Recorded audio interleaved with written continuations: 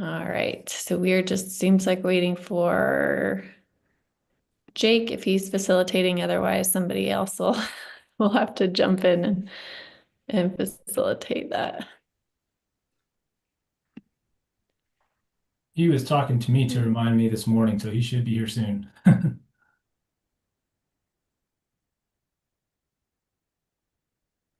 Sorry, hold on one sec. Just okay, sorry. I had my YouTube volume was going and it was not working. You were just talking to Jake, Nick, you said. Yeah, so I'm Okay. assuming he should be on here any minute now. Okay, great. Thank you.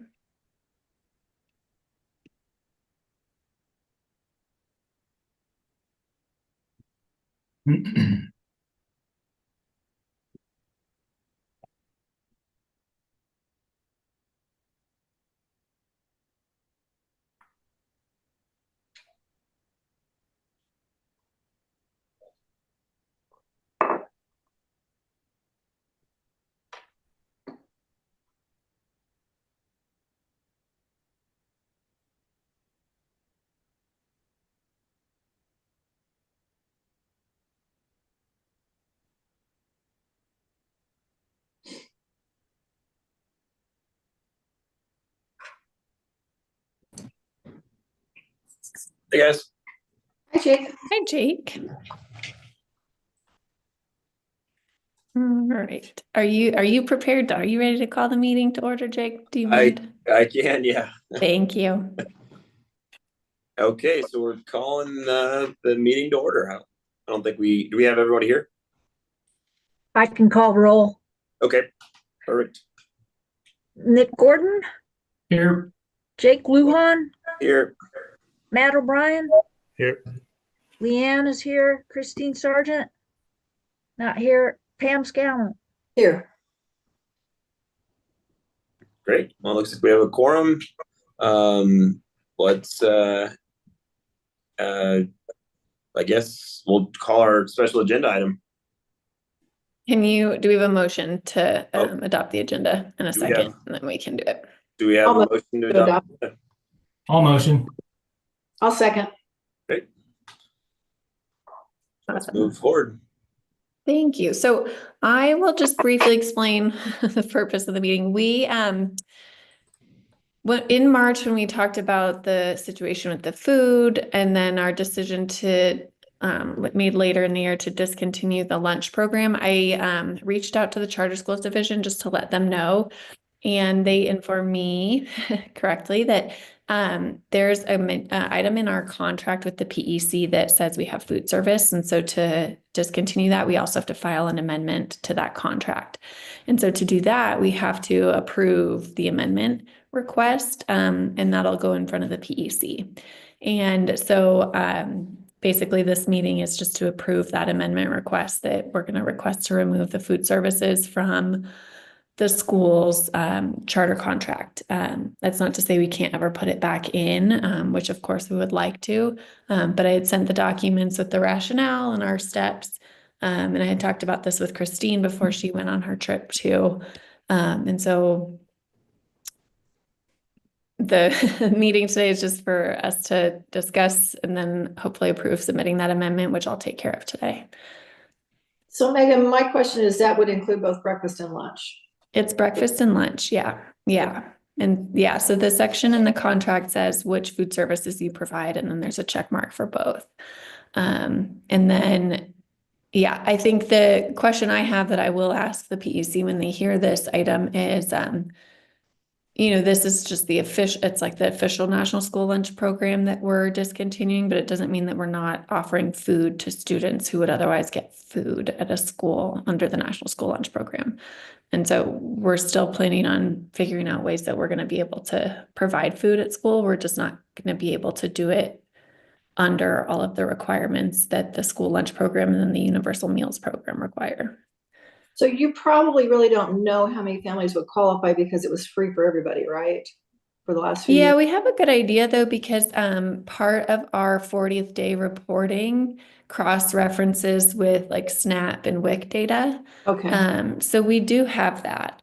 Okay. And so we do know, and then in future enrollment packages and not enrollment, but registration once families are in, we can also put questions in there to get a count earlier and then to be able to talk with those families about what needs they might have and how we can support that.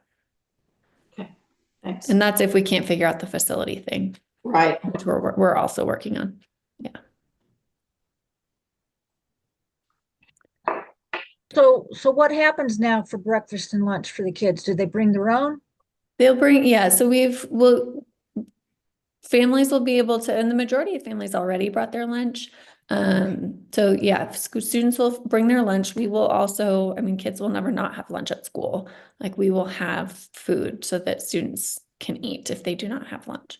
So I mean, we're always going to make sure that happens.